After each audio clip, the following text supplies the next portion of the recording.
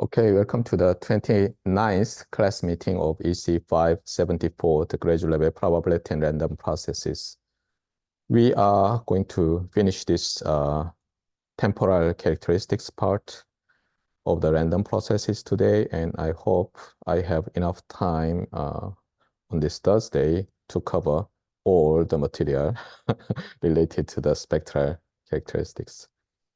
Okay, so last time we started to study the time average and ergodicity. And ergodicity at the first glance is not that easy to understand. So let's slowly review and cover the rest part of this chapter today. So here goes the first example you need to remember related to the notion of ergodicity. So consider a Poisson counting process, N of t.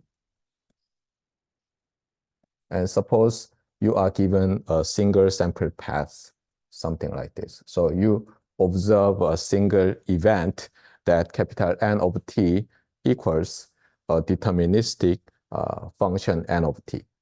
And this N of t must start from 0, and it jumps to 1, and it jumps to 2, it jumps to 3, something like that. So you are given this function lowercase n of t for all t non-negative. And here goes the question. First, this Poisson random process is stationary. Of course, you know that it is not, because the mean path of this Poisson random process is simply the arrival rate lambda times t. So it's not a constant. So it can never be stationary. To first order, second order, wise sense, stationary, any nth order, because it violates the requirement that the mean path is constant. So this Poisson random process is definitely not a stationary random process at all. But interestingly, if you consider this number lambda hat sub capital T. So from the sample path, you define lambda hat sub T, which is simply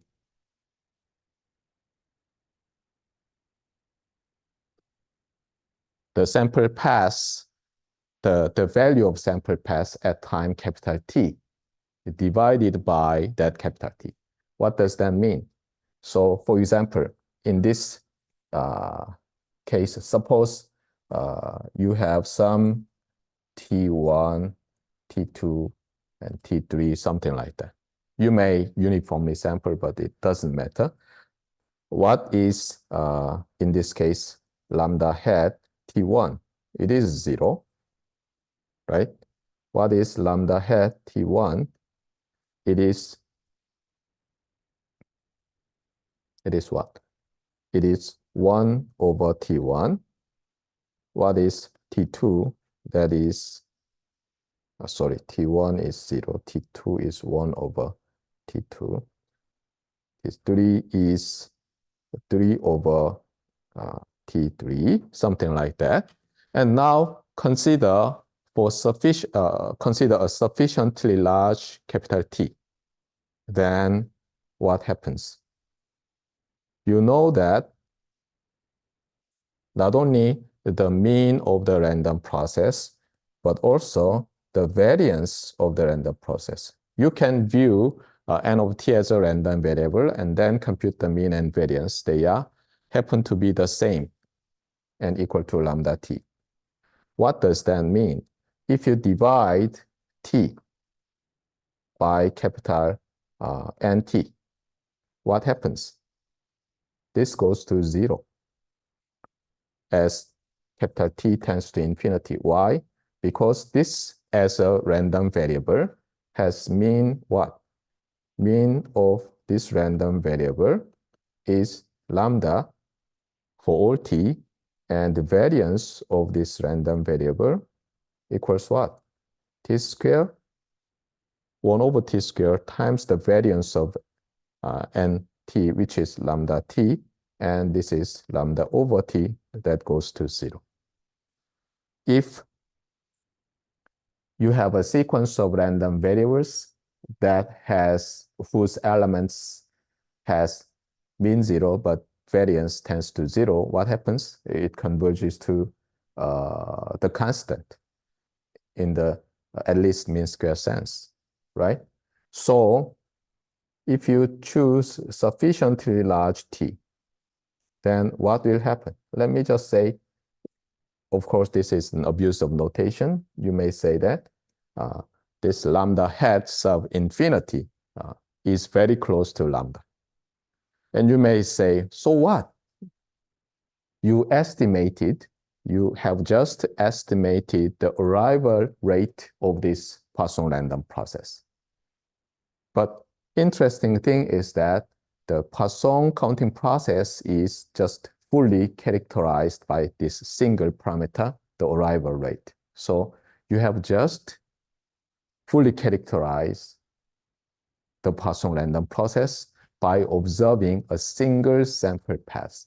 So this example emphasizes that there are cases, even though you observe a single sample path, you have the full knowledge about the ensemble. So after you estimate lambda, I may ask you, okay, even though you observe a single sample path, what was the probability of event that your possibly different observation at time some t0 is greater than 3, something like that. And then you compute the probability that is related to the ensemble average, right? So there is something interesting here. So I believe as a student who took my course, now you understand that not only this notion of ergodicity, but also a bigger notion of observing a single path over random process sometimes provide you the not sometimes full, but sometimes at least some statistical property of the random process. However, in many cases, our so-called ergodicity is not just related to this observing a single sample path and estimating some probability of event or expectation. It's more restrictive in most of the cases, where the definition of ergodicity involves the time average of a random process. So here goes the definition.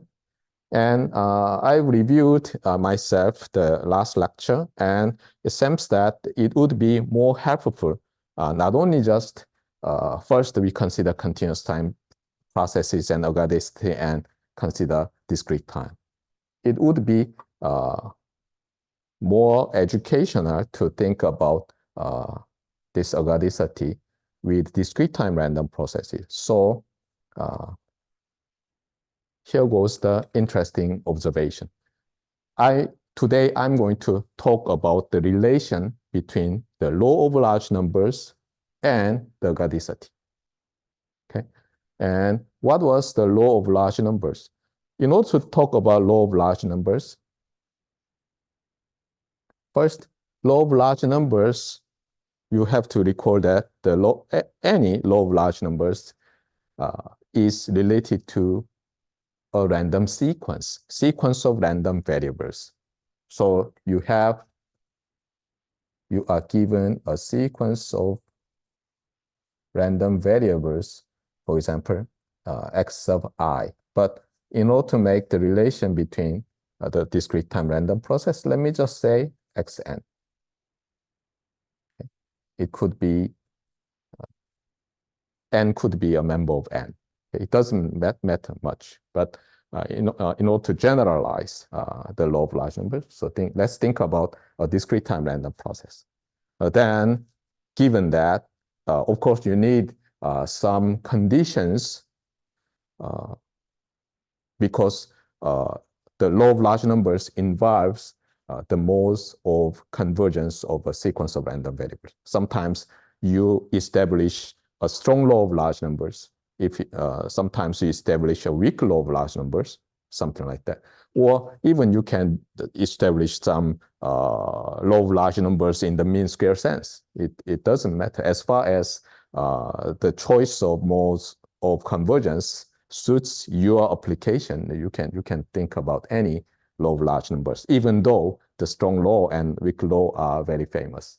Anyway, given a sequence of random variables and under certain conditions,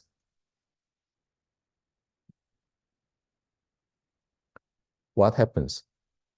For this case, you had something like this.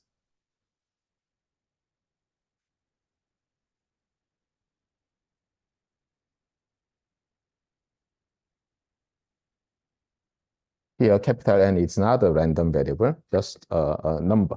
So if you don't want that confusion, then let me use lowercase n. So what is this one? This is simply an arithmetic average of n random variables, right? And for example, the most famous strong law of large numbers assumes that xn's are IID random variables having a common mean. Okay, IID and a common mean that is finite. Of course, you have to remember that a random variable may not have a well-defined mean value. But anyway, law of large numbers is going to talk about convergence of arithmetic average to the statistical average. We assume the existence of the mean of random variable. And then this converges to what? The common arithmetic average, which happens to be, of course, not a function of n, right?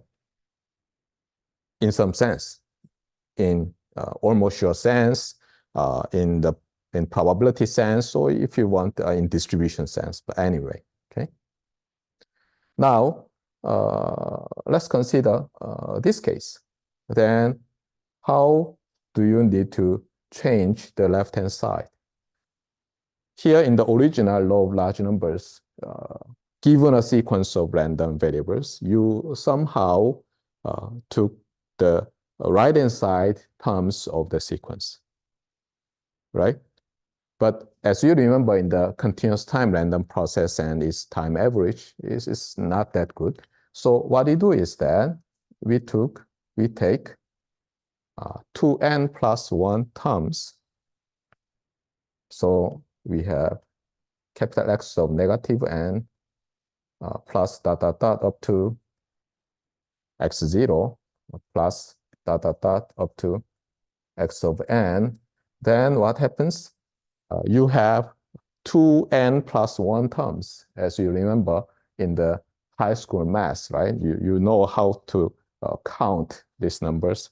From 1 to n, you have n. From -1 to n, you have n. So you have 2n and this zeroth term, so you have 2n plus 1. And then you may want to say that this arithmetic average or time average simply converges to the statistical average as n tends to infinity. Okay? So this, if this is going to be used as a definition of ergodicity, of course, this is called mean ergodicity. Okay, if the convergence is in almost sure sense, then probably this is the mean ergodic in the almost sure sense, something like that. But anyway, this is simply what? Time average of x of n, right? If you take the limit. So limit n tends to infinity, 1 over 2n plus 1, x negative n, to xn. Or if you want to use the sigma notation, I from negative n to n, xi. Okay. So your ergodicity, mean ergodicity, would look like this. Ready? So in special cases, not every random process, okay? Because as you remember from the strong law of large numbers and weak law of large numbers, the lemmas or theorems require very strong condition, like IID-ness or at least uncorrelated and having same mean and same variance, something like that, right? So if you are just given an arbitrary random process, then this may not make any sense. So the link between the law of large numbers and ergodicity of a discrete time random process is not that if and only if type thing. The law of large numbers explains some kind of law of large numbers. Then what does this mean? So you observe a single sample path, but what happens? If you just consider a small chunk of random variables, they have the time parameters very close, and some chunk of random variables, their parameters are similar, but these two time parameters are far away. Then you can consider kind of group law of large numbers that give you some group ergodicity. So what does that mean? You have this idea. Okay, it seems that in order for a random process to be ergodic in any sense, okay, not that Poisson type non-stationary, but stationary thing, you may say that, okay, if I observe this part and that part, they would be something like IID, right? Which means that this group of things, for example, today's Kospi index graph and 3 years ago Kospi index, they are, for example, independent and identically distributed under your ergodic assumption, okay? Even though today's and tomorrow's Kospi random process may be strongly correlated. I'm not saying that they have nothing common, because be careful, IID random variables share the same probability distribution, even though they do not provide any information. You observed some event yesterday, does not provide any information today, except the probability distribution. Got it? So remember this way, okay? Just by trying to link the law of large numbers and the discrete time ergodicity in some sense, you need to interpret the ergodicity as a kind of law of large numbers. And a kind of, it requires a kind of uncorrelatedness or independence among very far separated chunks of terms of the random processes. Got it? So let me go back to the continuous time again. So here goes the time average operator, capital A.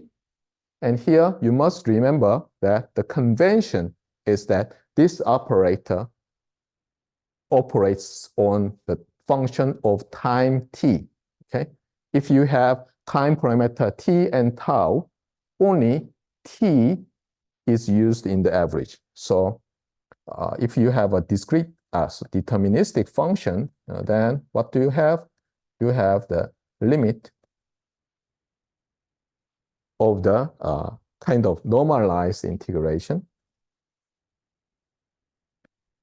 So here, you must remember that t disappears after this time averaging operation. And I also told you that if a signal has well-defined time average, then your choice of time origin shouldn't matter, right? If you delay the function, then take the time average, or you advance the function, then take the time average, must give you the same time average. So if we want to link the single sample path with some notion of ergodicity, then this ergodicity is strongly linked with stationarity, because you can shift your choice of time origin. Time instant doesn't matter. Got it? So here you must remember that the ergodicity in the narrow sense is a kind of stationarity. Okay, that's why many people say that ergodicity is a restrictive type of stationarity. However, as I repeatedly told you, the ergodicity itself is not important.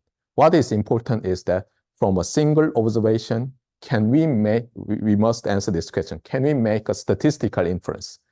And in that sense, not just this narrow sense ergodicity, but just the inferentiability. So as far as you can make a statistical inference from a single sample path, it's good, right? Anyway, now let's talk about the time average of a random process, whether this random process is a discrete time random process or a continuous time random process.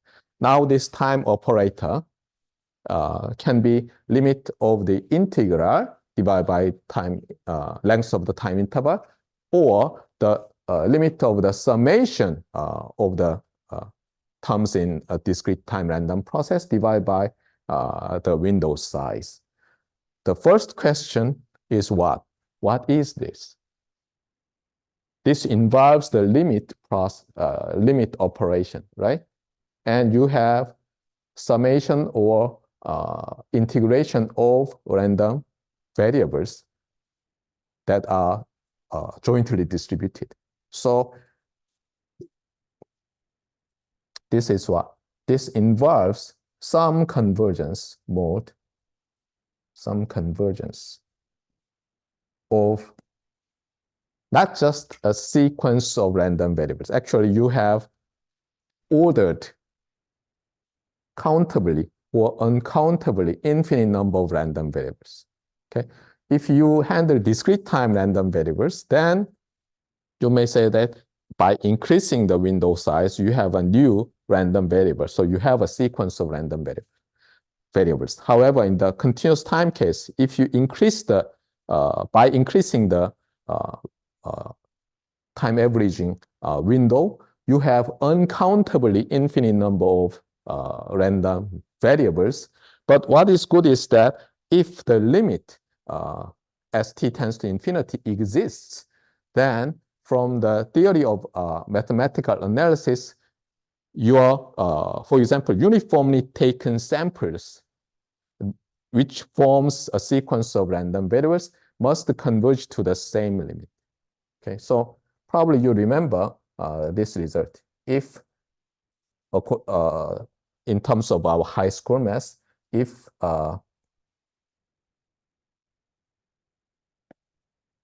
given a function f of x, and if limit of f of x as x tends to infinity equals c, a constant, then what do you have? Then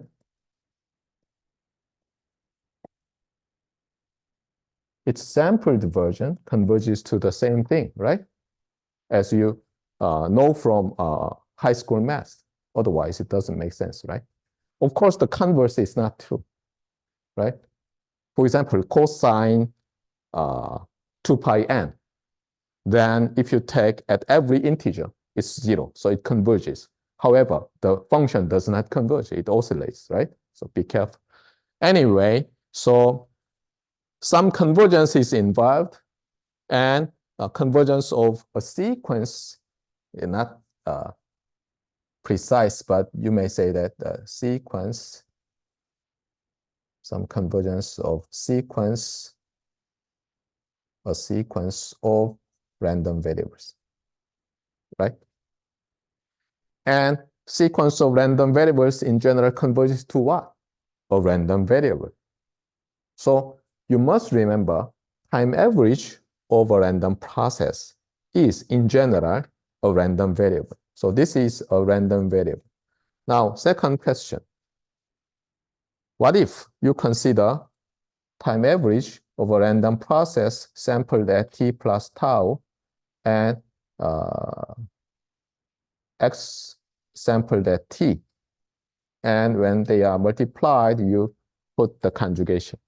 What is this one then? Again, be careful. With respect to t, we are going to average. So tau survives after this integration. Again, you have some sequence of, some convergence of a sequence of now random variables, but since tau can be, tau is a time parameter, actually this is what?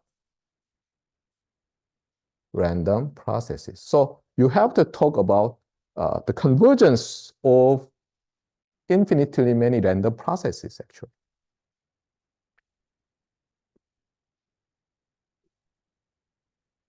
Parameterized by tau. Time parameter tau, not t. Okay. Now, given that,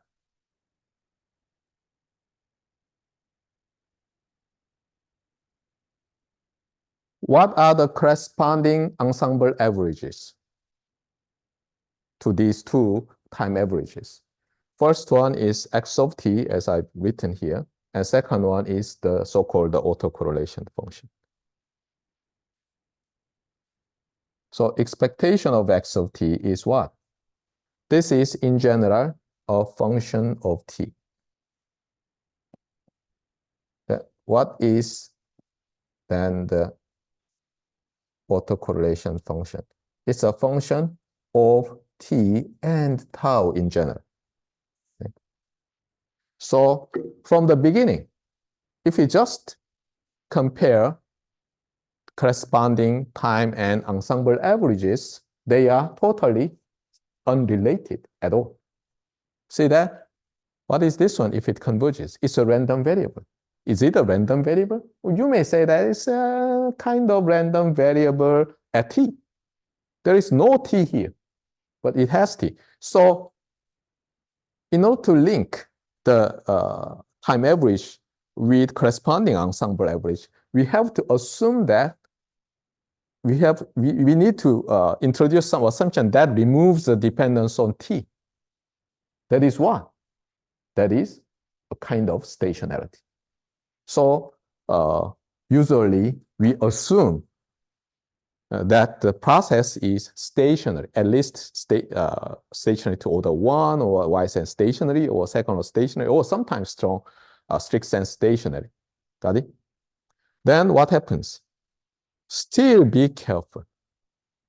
Even under a stationarity, they are totally not linked directly, because see that. Now, what is this one? Again, a random variable in general. What is this one? This is a constant, right? So time dependence is gone under the stationarity assumption. Still, time average of a random process and ensemble average of a random process may not share anything at all, because this is random and this is deterministic. Of course, you know that deterministic number is a very special kind of a random variable. So what do you want? By the way, before I talk about the time average of ensemble average, let's consider this one. So this is time autocorrelation function of random process of X. And this is what? A random process parameterized by tau, right? But what is the autocorrelation function of a stationary random process? This is a function of tau, right? See that this is a random process parameterized by tau. This is a deterministic function parameterized by tau. So let me repeatedly tell you, time average, even under just stationarity, time average of random process or its delayed product and corresponding ensemble average are in general very rarely related at all. Okay, they are not related at all. However, here goes some interesting observation. What is the time average of ensemble average or ensemble average of time average?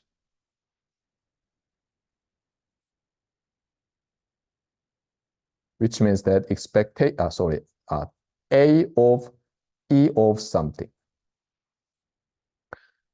Under the assumption that these are interchangeable, be careful, they are not actually interchangeable because this time average operation involves limit operation. And expectation itself is a limit because it's integral or something, right? Right? Still just integral. It's a still just integral, right? And integral involves a limit operation. And you know from this famous example, two limit operations in general cannot be interchangeable, the order of two limit operations. See that? Suppose you have m and n, they are natural numbers. And you consider, m divided by the sum of m and n. And if you take the limit with respect to n first, you have to view it this way, right? If you have two consecutive limits, you take the limit with respect to n first. What happens? This is 0. Limit of 0 is 0. So left-hand side is 0, but right-hand side is what? 1. So in general, you cannot just say that, okay, time average of ensemble average equals always ensemble average of time average. You can't say that. So this is why when you read some theorems or lemmas, corollaries involving ergodicity, it talks a lot about so-called regularity conditions. Under this such and such and such and such and such and such conditions, this theorem holds, something like that. And some of these conditions are required to talk about the mode of convergence you are interested. Sometimes this allows the interchange of the limit operations. Not only the limit operations of time average and ensemble average, but also some other interchange. Got it? So be careful. Even though you learned the notion of ergodicity in narrow sense, in wide sense, very well in this course, you always must be humble, okay? I'm not fully understand some theorem. So what is good is that you'd better find some other paper talks about ergodicity, well-known paper. Those researchers 10 years ago, for example, or 20 years ago, they also wanted to prove their theorem or lemma rigorously. So usually they have searched for related mathematical journals, articles. So what is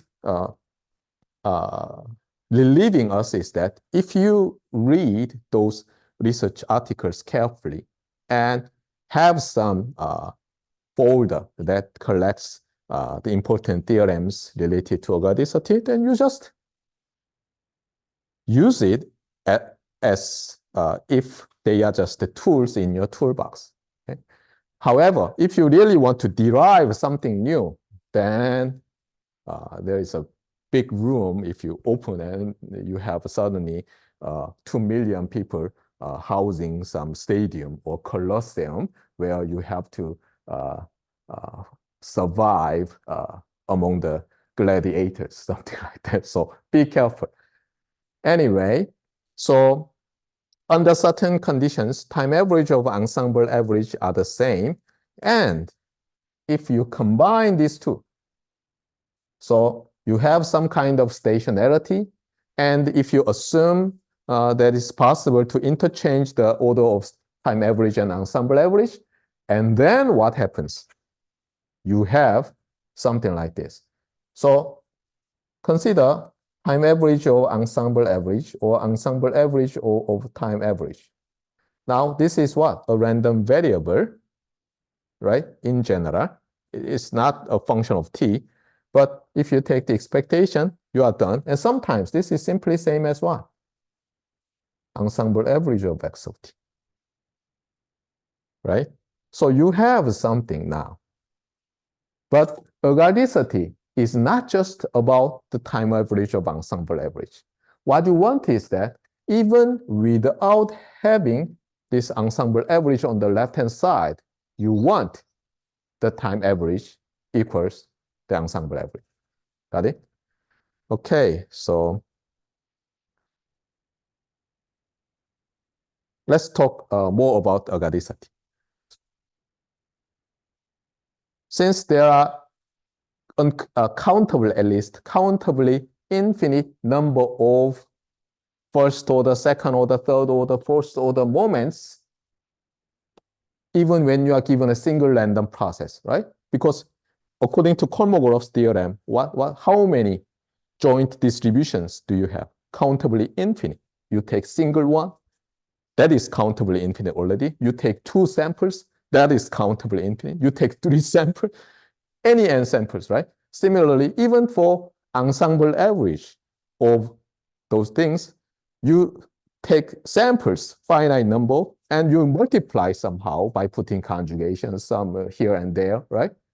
So in order to talk about ergodicity in some sense, you have infinite, countably infinite number of some order, right? First order, second order ergodicity, something like that. But usually in our research, we are interested in the first order and second order moments. So here goes the only two equalities we are going to discuss. Of course, you, depending on your necessity, you may expand this ergodicity in any way. So first thing is that this is what? Ensemble average of random process, and this is time average of random process. Of course, we assume that the process is stationary here.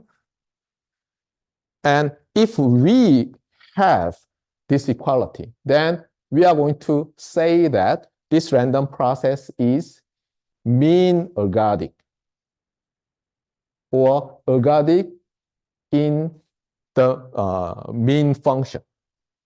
Ergodic in the mean function, or mean ergodic. Got it? The problem is that since this left-hand side involves a mode of convergence, this equality may be almost sure sense, or sometimes in probability sense, or in the piece mean sense. Of course, we may choose anything in distribution sense. Let's focus on mean square convergence. Then we must emphasize that, hey, I'm not talking about every possible convergence. I'm kind of under this theorem, under these conditions, regularity conditions. This result holds, but the limit is in the mean square sense, something like that. So they want to emphasize that one. So in that case, mean square ergodic, they want to call that one, mean square ergodic. So ergodicity in the mean square sense, but they also still want to emphasize whether they are talking about this mean functions ergodicity or autocorrelation functions ergodicity. So sometimes you have this type of term, mean ergodic in the mean square sense. What does that mean? Your mean function is ergodic, so your mean path can be computed. So your mean value can be computed from the arithmetic, not arithmetic, time average of a single sample path. But that convergence is in the mean square sense. Or sometimes they say that it's mean square ergodic in the mean function, something like that. So this mode is emphasized and comes first. Sometimes what converges, that part comes first. So there are many confusing terminologies. Now in the second case, the right-hand side is what? The autocorrelation function of a random process X. And what is the left-hand side? By using the time average operation, capital A of X of t plus tau times X conjugate of t. That is the left-hand side, right? What if this time average autocorrelation and ensemble average of autocorrelation equals in the mean square sense? We are going to call that case as mean square ergodic in the autocorrelation function, because autocorrelation function satisfies that ergodicity. Got it? But sometimes people say that here we have autocorrelation ergodic in the mean square sense. Anyway, they mean the same. Now, let's go back to what I told you in the review part. Even though we are going to talk about discrete time random processes later in the our handout, but if you remember that, this ergodicity must be ergodicity in the narrow sense that involves time average, must be interpreted in this way. A random process decorrelates. What does that mean? It's kind of, they want to say that it's almost independent. Okay, if you take this chunk and that far away chunk. So it's kind of, you say that this is not precise mathematical terminology, but conceptually it's very good. So ergodicity occurs when the random process decorrelates sufficiently rapidly with time shift so that the time average in question, under examination, looks like the average, you mean the arithmetic average of many uncorrelated random variables. So what is that? It's kind of the operation that is involved in the law of large numbers. Right?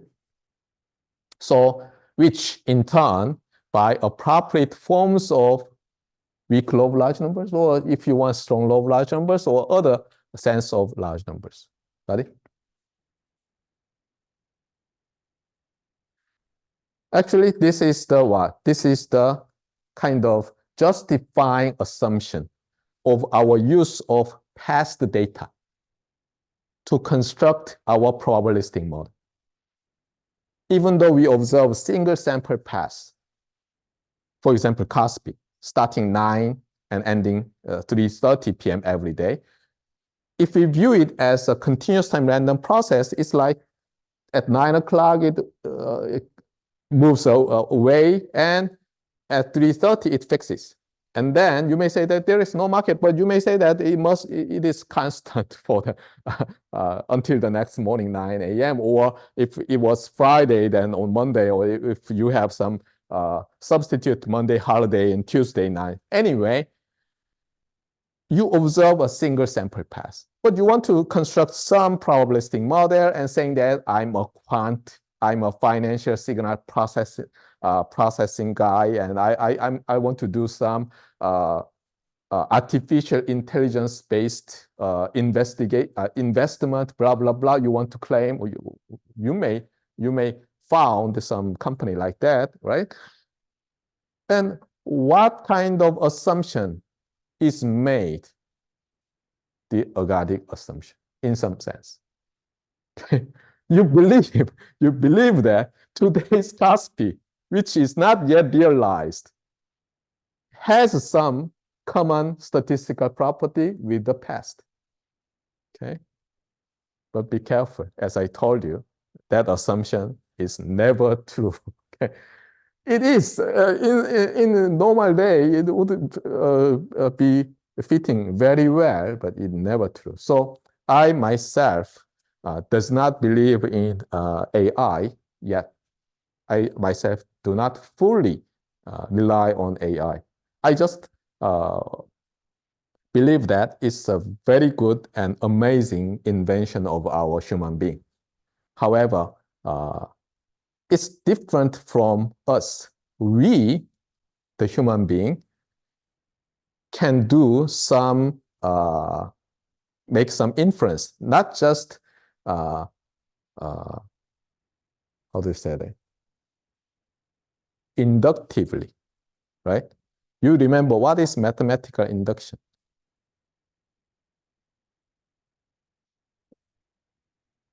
What is deduction? Something like that. So it's like we just educate some principles, and then if this so-called AI models can follow that rule without observing, without being trained, then I will rely on that.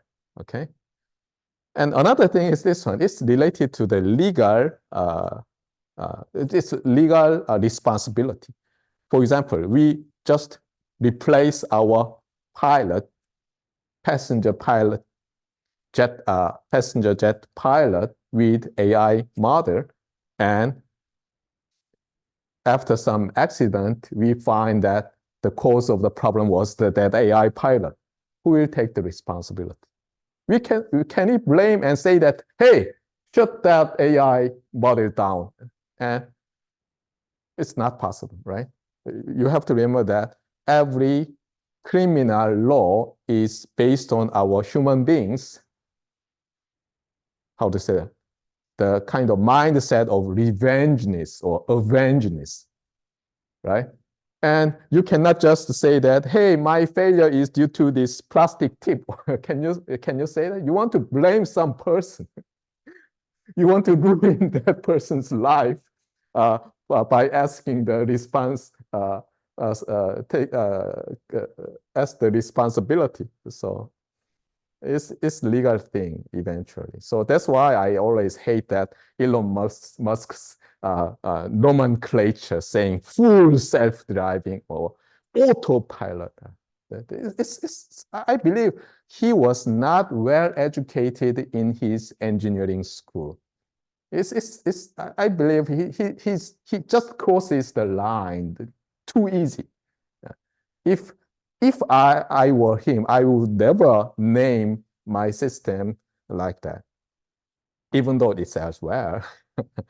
Anyway, now let's try to expand our ergodicity to joint ergodicity, which means that ergodicity among more than one random processes. What do you want to do? Same, actually. What you want to find is what? You want to compute some probability of event or some expectation, right?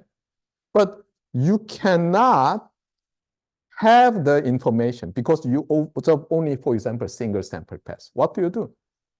You find the corresponding time average to that expectation. It could be probability, right? And then you make some assumption and you test that assumption is believable or not. Okay. And then if the many data supports your ergodic assumption, then you may say that, okay, so given our observation, this model seems fit well. It's similar to this one. Hey, I trained my AI model and my past data trained this one, and from past data, I left some of them for the validation, and it seems to work. So same idea, okay? So this validation training of AI model, they under mathematical foundation, they introduce some kind of ergodic assumption. Got it? Anyway, now let's see more precisely, even though we cannot be too precise without taking the graduate level measure theoretic probability, but let's try our best. So here goes in a little bit in detailed discussion about mean square ergodicity in the mean function. So we are interested in the time average over random process and ensemble average over time stationary random process. So here we assume that x bar equals time average of x equals expectation of x. And what kind of assumption? Not just, hey, it's mean ergodic. Okay. What kind of more detailed assumption we are making? That is the question. So we examine the time average first, but it's a limit operation. So taking out the limit, what is this one? This is what? This is a random variable parameterized by capital T. So as I told you, you have uncountably infinite number of random variables that converges to the constant, that is the stationary process's mean, right? And this convergence is in the mean square sense, which means that limit in the mean of left-hand side random variables converges to the constant right-hand side.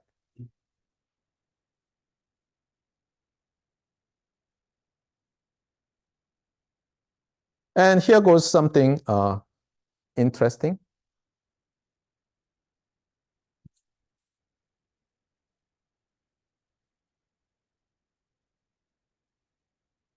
So let's define this integral, the random variable, parameterized capital T, as average of x parameterized by capital T. So capital A sub capital X comma T.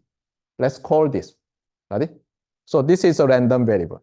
Now, what is the mean value of this random variable? And what is the variance of this random variable? So let's compute that. Okay? So we compute the mean of this one, and we can easily show that it's the same as that the mean value of the random process, whether it is ensemble or time. What is the variance? In order to compute the variance, we must subtract the mean, which is x bar. And if you compute this expectation of error squared, you can easily show that you have double integration, and the double integration has integrand that is what? The covariance function of the random process x evaluated at t and t1. Intentionally, I have chosen t and t1 when I expand this two. Be careful. Here, t is the integration variable, so you should not use the same integration variable here. You should use different integration variable, t1 and t2, or in this case, just our people's undergraduate book have chosen t and t1. Got it? And good thing is that we assumed at least Poisson stationarity. So this is actually a single, can be parameterized by t minus t1. So this double integration can be replaced by single integration, and which problem you've seen already a lot in many different other places. So after you draw this parallelogram, and if you change the variance of the random variable, that is the time average on the time interval with length 2t, has what?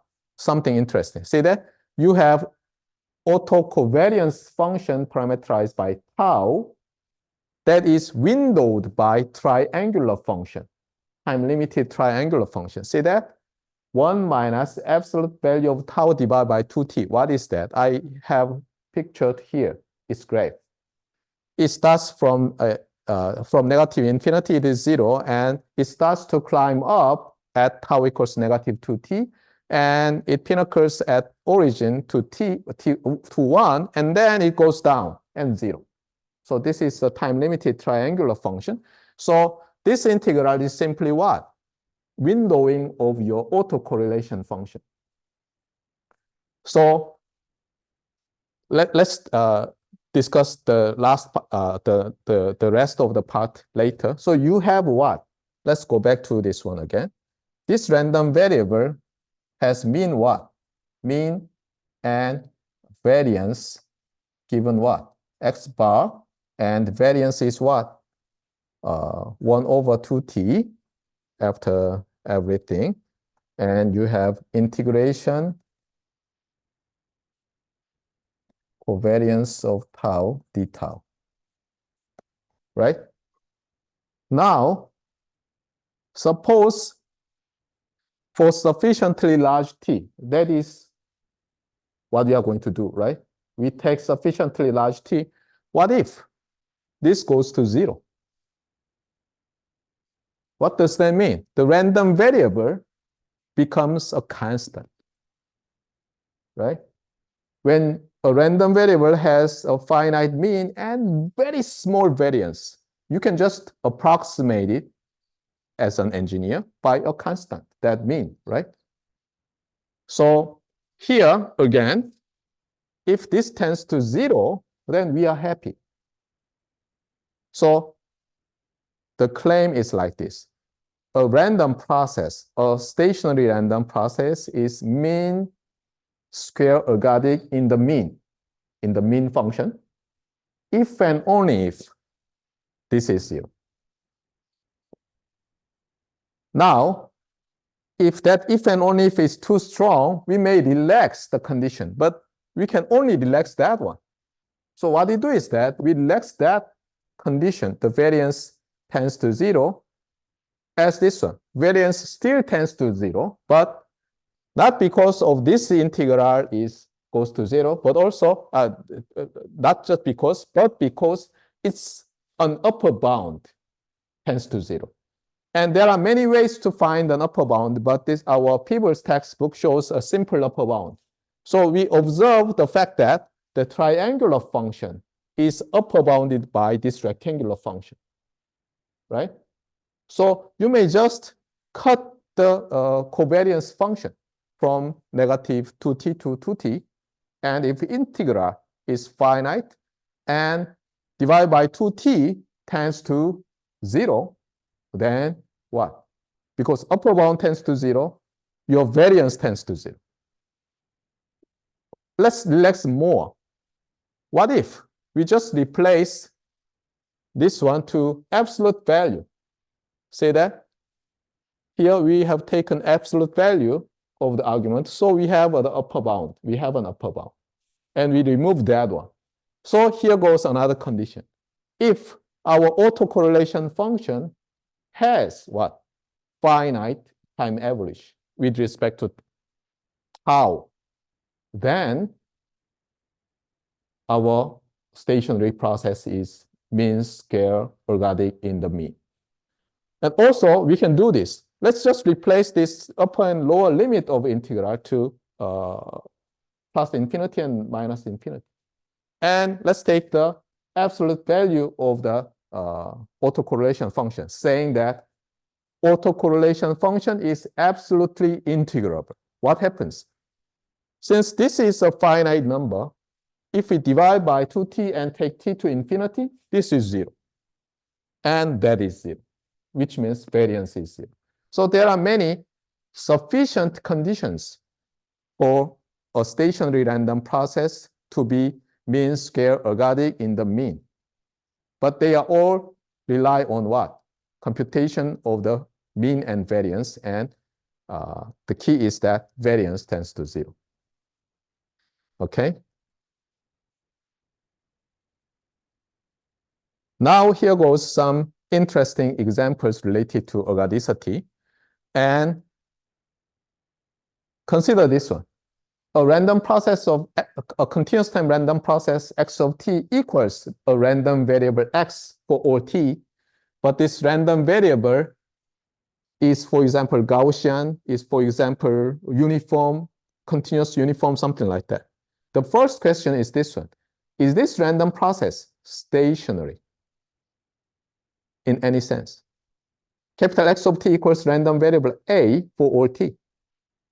You can show that, interestingly, this random process is strict sense stationary. Why? Because if you take any number of samples, you have what? A random vector that consists of exactly the same random variables. So even though the joint density could be n-dimensional direct delta function type or some fence, impulse fence type thing, right? Because see that in this case, if you consider PDF of, PDF of x of t1 and x of t2, what do you have?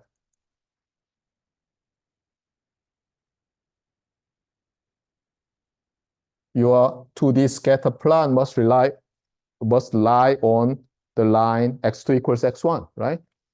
So no dispersion at all. And along this line, you may have some shape that is related to the PDF of random variable A, okay? However, you have something like this. So definitely you have A times delta of x1 minus x2, right? So you may have degenerate joint density, but anyway, is this stationary? Is this invariant under time translation? Yes.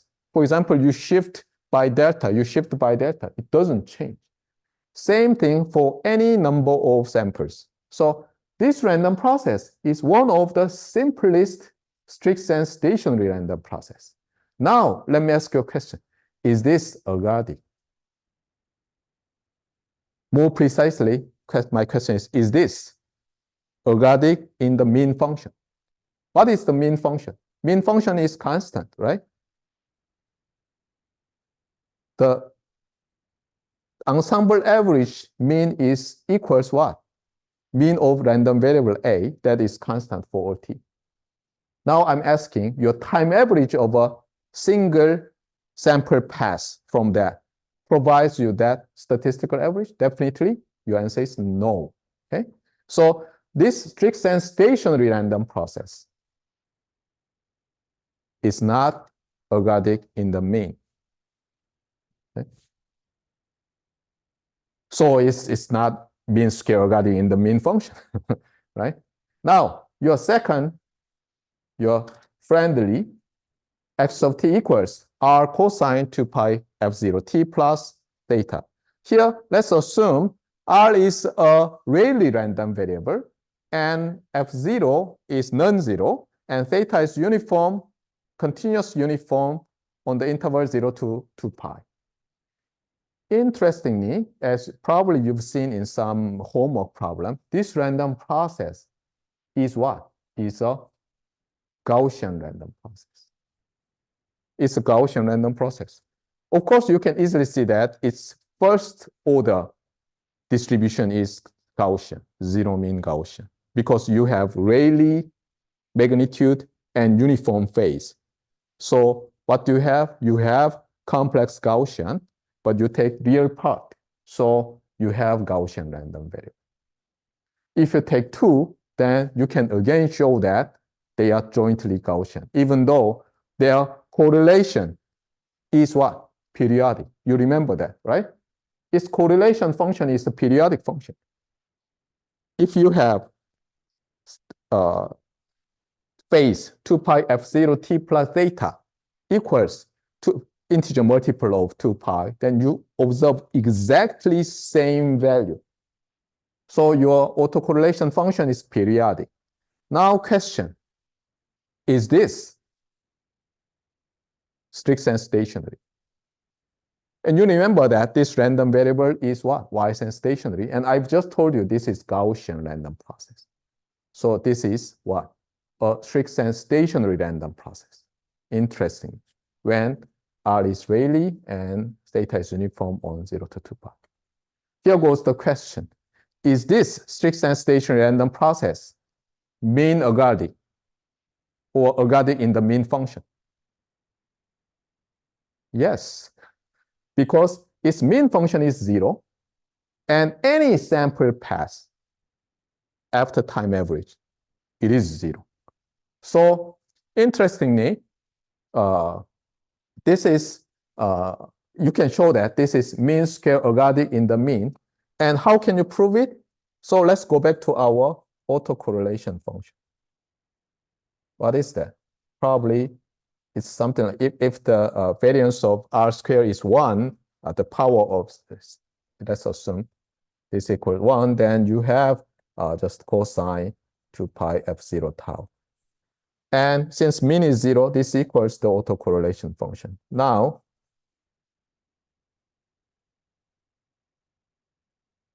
you have this one. And if you plug in this correlation function to that formula, what do you have? What about this sufficient condition? Unfortunately, this is what? This is infinity. If you take cosine function and absolute value and infinity, unfortunately, it does not tend to 0. What about this one? Still the same, right? It converges to some non-zero value. What about that one? Then you can show that this tends to 0. Why is it so? As you see here, just a second. Oh, I'm sorry. Here, you will see that if you take t tends to infinity, this goes to 0. Okay. Anyway, so this strict and stationary random process is mean square ergodic in the mean, not just ergodic in the mean.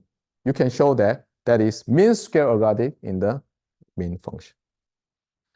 The third example is like this. Suppose you have a zero mean y-and stationary random process that has autocorrelation function, which is kind of Laplacian distribution, exponential, okay, something like this.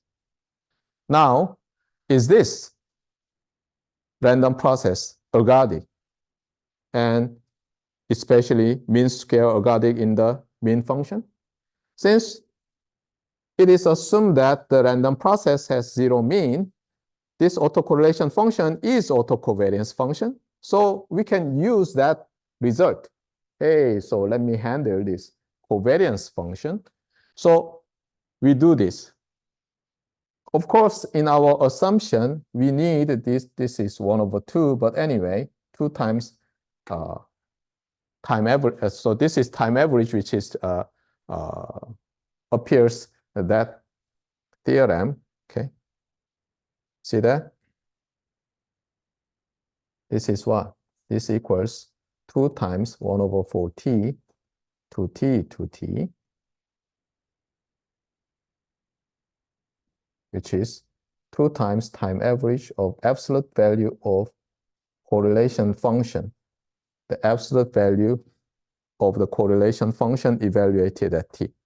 Anyway, if it goes 0, 2 doesn't matter, right? So here we compute that one and we can show that it is 0. What does that mean? This random process is mean square ergodic in the mean function. As I already told you in the beginning, all the discussion can be extended to discrete time random processes. The difference is that the time average involves usually 2n plus 1 terms. And nothing different. The integration is replaced by time average. So mean square ergodic in the mean function can be shown easily by using what? The kind of windowed, triangular windowed autocovariance function has some property like its time average is 0, then we are happy. Okay. Now, let's expand this idea to other type of ergodicity. So we have just discussed the mean square ergodicity in the first order moment. What about second order moment? The simplest second order moment is the power. So what about the mean square ergodicity in the power function, which means that time average of instantaneous power equals ensemble average of instantaneous power. What kind of requirement do we need? And you may say that, well, I do not know. But here goes the simple thing. Let's define this one to what? To y of t. Then we can use our previous result. When do we have y of t mean square ergodic in the mean? Its covariance function satisfies, right? Time average tends to 0, something like that, right? Now, what is this one? This is expectation of something like this. So we naturally involves the first order moment of the random process, but still we can say something, right? For example, this special kind of first order moment, which can be interpreted as a covariance of y, right? Satisfies some condition, like integral, weighted, windowed integral of this autocorrelation function converges to 0. Then what? We have mean square ergodic in the power function. Got it? So you check whether our previous example, this one, is mean square ergodic in power. Unfortunately, you can show that this is not mean square ergodic in power. Now, let's consider other second order moment. So we just choose T1 and T2 or T and T plus tau, which means that we want to establish the equivalence between the time averaged autocorrelation function equals ensemble averaged autocorrelation function. What do we need? Again, the same thing. So here, what we need to see is this one. And replace that one to y. Of course, this is parameterized by tau. So you have to establish uncountably infinite autocorrelation functions of y parameterized by tau satisfies that condition. But same thing. So we define this as not y here, w sub tau, and say that, for example, some sufficient condition is met, then you can say that your random process is mean square ergodic in correlation function. So see that here, what do I say this? Because as for example, financial signal processing engineer, you want to test whether your some derived metric, second order metric based on the your some feature based on the second order moment of a random process really makes sense. You need to test whether that autocorrelation function based on the some time average well reflects your ensemble average. Because you have to, your boss may say that, hey, Mr. or Ms. Park, why do you use this assumption? And you may say that, okay, I have a backup data and this shows blah, blah, blah, right? And that would be the topic of last part.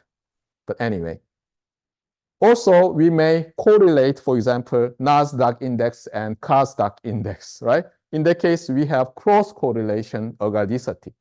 And we may have the same situation. The last part is very interesting. As I told you, in financial signal processing, probability computation is more appealing. Like, for example, I purchased Samsung electronics stock. And what is the probability that at the end of this year, my gain is greater than 15%? That is probability, right? And probability and expectation is related through what? An indicator function. So here goes some strange indicator function. What is this one? Suppose we have a random process. What is this indicator sub x of t? Here, subscript x is just parameter, okay? Some level x. So what we do is that we cut, right? And what happens? We generate another random process. So derived random process we have. What is that? Indicator function indicates whether a certain condition is met. And what does this mean? If x is greater than capital X of t, you have 1 in this case, which means that